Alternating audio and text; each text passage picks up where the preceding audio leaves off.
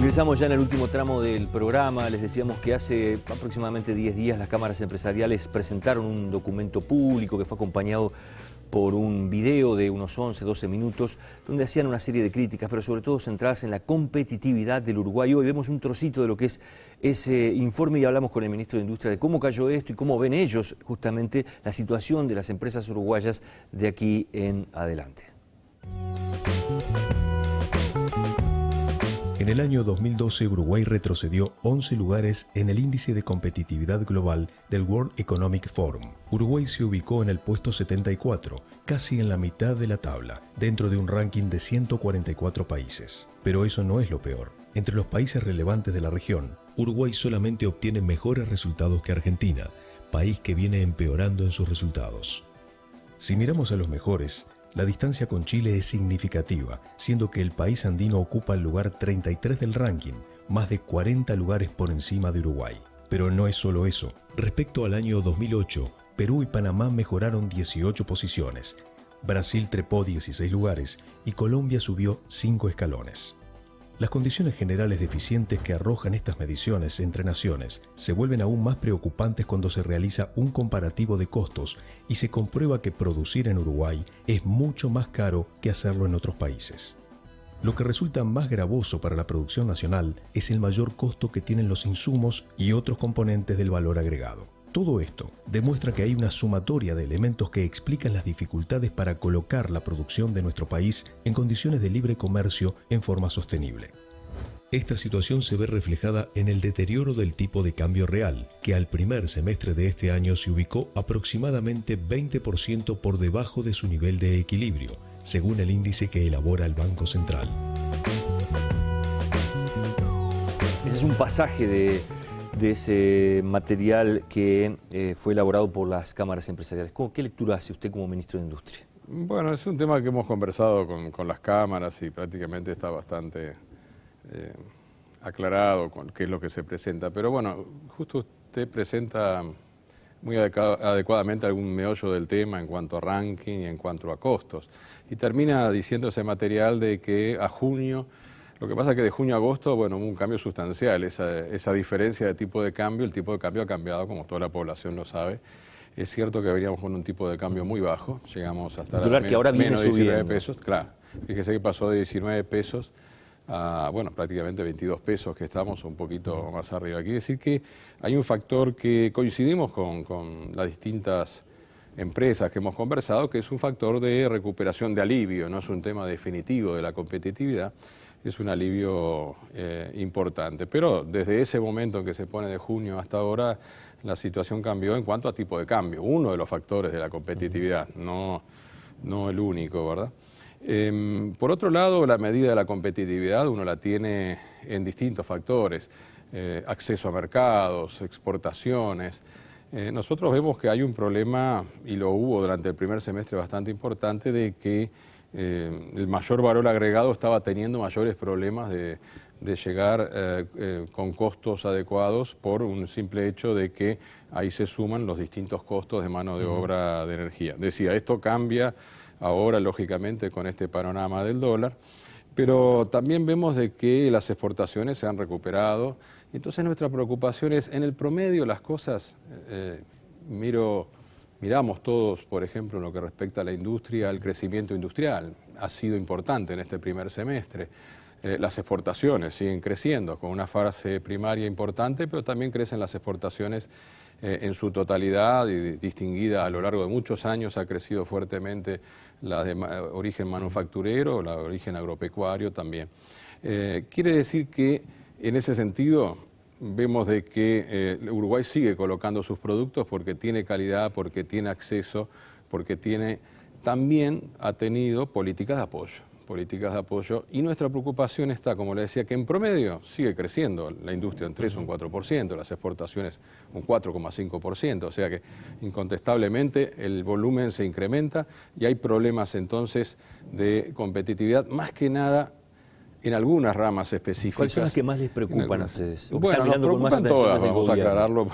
Nos preocupan todas porque evidentemente que, pero ahora voy a hacer una pregunta que es muy correcta, nos preocupan todas porque evidentemente que después ocurren de que cada rama exporta a un mercado distinto. Entonces nos preocupa lo que está pasando con Europa. Uruguay, al llegar a un nivel alto de ingresos, encuentra justo una Unión Europea con baja demanda por su crisis y a su vez quitando preferencias en el futuro a los países que tienen ya mejores ingresos. Eso es porque pasamos de $4.000 por persona a estos $15.000 por persona. Entonces esos beneficios que se dan al sistema general de preferencias, tenemos problemas específicos quizás de demanda, lo comentábamos recién, con Argentina, con Brasil, no, en este caso no por temas de permisos burocráticos, sino porque estos dos países estuvieron lentos.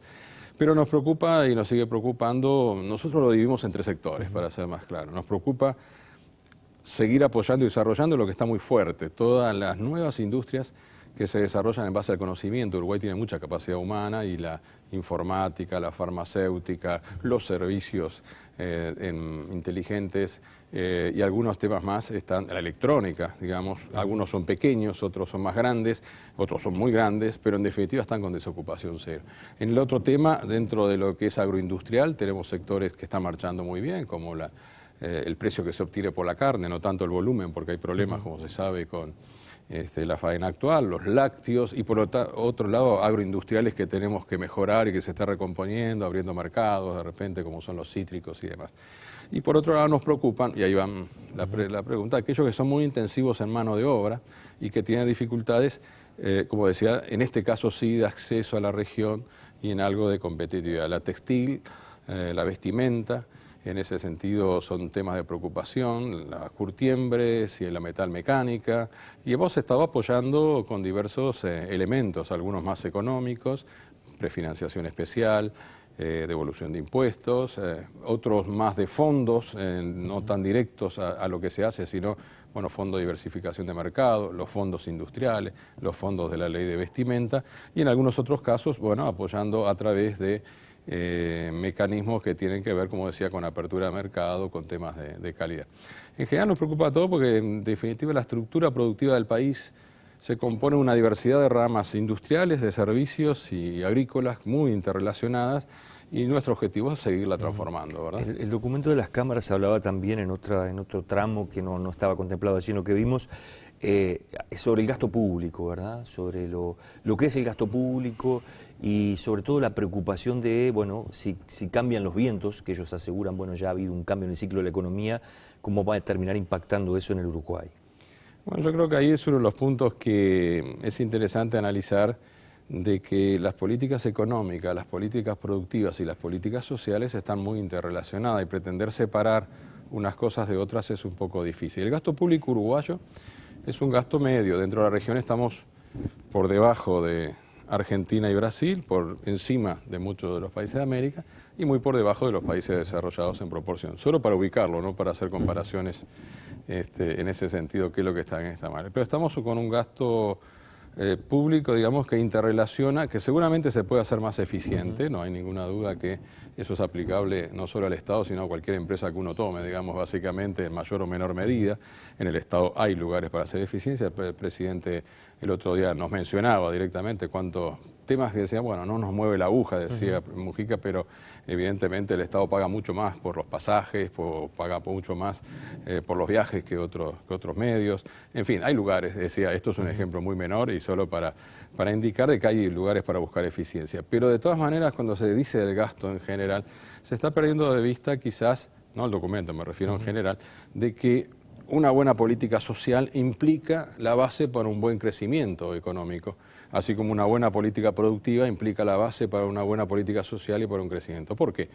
La política económica determina en sus variables tipo de cambio que veníamos hablando y demás, qué ramas son más competitivas o no, según cuánta energía, mano de obra y demás determine. La política productiva orienta en definitiva que si se logra mayor innovación, mayores ramas tecnológicas, le da más libertad a la política económica. Y por otro lado, la política social le da más distribución y más salario a los trabajadores en los consejos que negocian.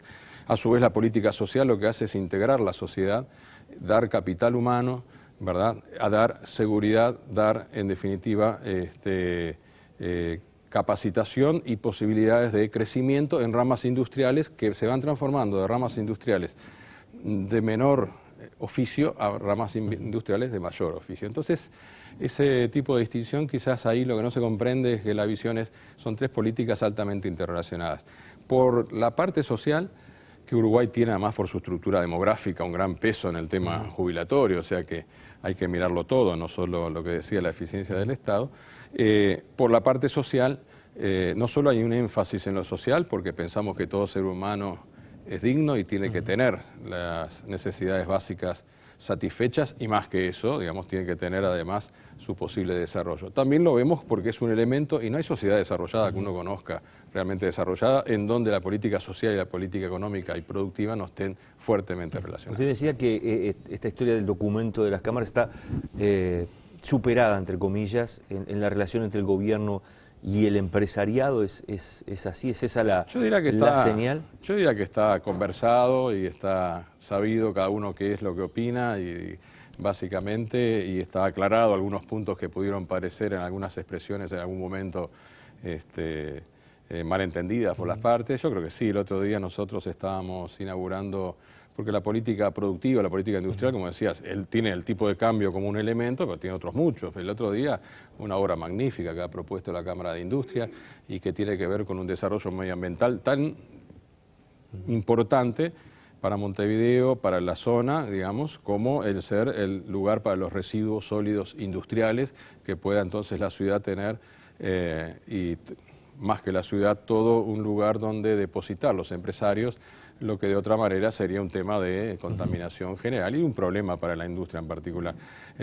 Ambientalmente, un gran avance. Y ha sido desarrollado en un convenio propulsado por las cámaras de industria y acompañado por el Ministerio de Vivienda, Ordenamiento Territorial y Medio Ambiente y por el Ministerio de Industria, Energía y Minería y la Intendencia de Montevideo. Es decir que por fuera, que debe haberlo y va a haber visiones diferentes, sin ninguna duda, porque digo, cuando me decía superado, me decía conversado los puntos, y hay algunos que vamos a mantener visiones diferentes, pero lo que es indudable también hoy de mañana, creo que era el tema de las compras públicas y el hecho de que las cámaras, los trabajadores y la universidad hagan una concertación para el desarrollo. Bueno, a nosotros nos parece muy positivo. Muy bien, le agradezco mucho que haya venido. Vamos cerrando por aquí el programa, nos reencontramos la próxima semana en Poder Pensar.